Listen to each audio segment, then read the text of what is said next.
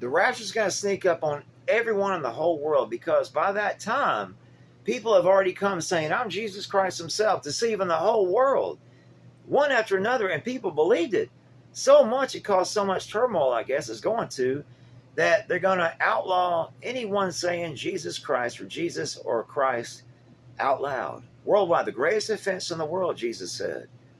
Now, then there's going to be, by the time there's earthquakes in diverse places, it's against the law. The greatest offense in the world to say out loud.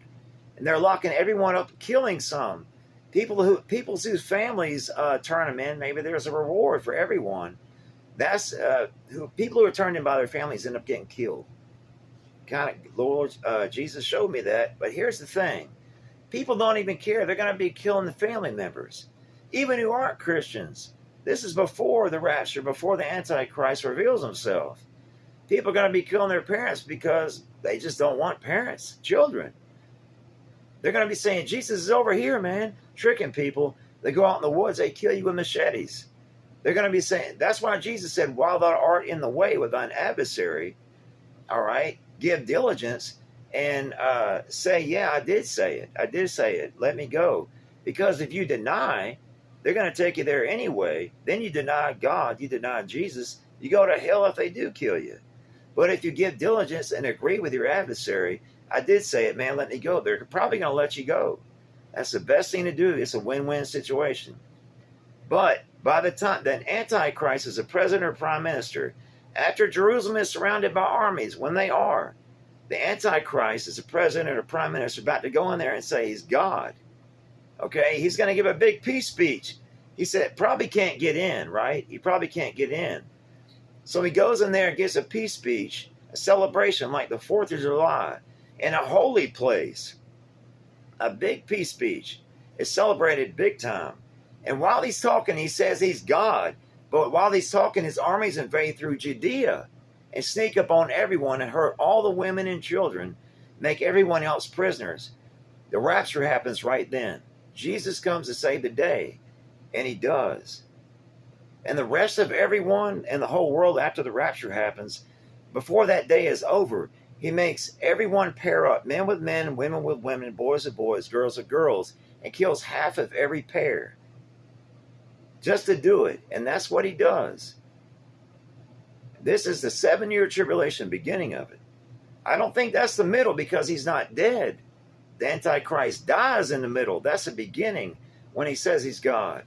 And the halfway through the tribulation, 3.5 years later, he dies, raises him from the dead 3 days later, not 3.5. And all his angels lose their flight. That's why in the book of Revelation, the angels are cast out, the fallen angels. It's not a retelling of the Genesis story. The fallen angels lose their flight. They're earthbound. Now they're in a hurry, but the Antichrist goes into perdition. He doesn't get his way. Now we know that Israel is only trodden down 3.5 years of a tribulation by the Gentiles. But I think when the Antichrist, after he dies, he leaves. But I'm not sure, man, but I promise you, maybe the rapture comes halfway through the Great Tribulation, or either it starts right then. But get ready. If it happens halfway through, or if the Great Tribulation starts when people say, I'm Jesus Christ himself, and when they start tricking the whole world on TV and everything, that might be the beginning. But the rapture is not till about a year or so, maybe 3.5 years later. Get ready. We're going to have to go through it either way, see, unless the rapture happens before. But I don't think it will. Get ready. We're going to have to go through some stuff either way. In Jesus' name, read Luke 17:30. It says, when the Son of Man is revealed, that's the rapture. That's the rapture. And that same day, he says, there will be 2 men in one bed. There will be 2 women grinding at the mill. He makes women work. He makes men stay at home in bed. He makes women work. He's not going to give women their way or men their way. He makes men stay at home in bed. He makes women work. He's a slave driver. He's a murderer. He's not going to give you your way. Believe me, get saved. It's going to happen soon. I promise. In Jesus' name, get ready. The first sign is when people rise up saying, I'm Jesus Christ himself, and everyone believes it. Jesus is saying, do not believe any of them. Okay? It causes Jesus Christ saying to be made illegal, the greatest offense in the world. And that when that man takes over Israel, when he takes over Israel, he rules from Jerusalem. Okay? Revelation 11:8. But he rules from Jerusalem. He plans on hurting all the women and children of Jerusalem, all the daughters of Jerusalem, maybe sexually. And they're not going to die.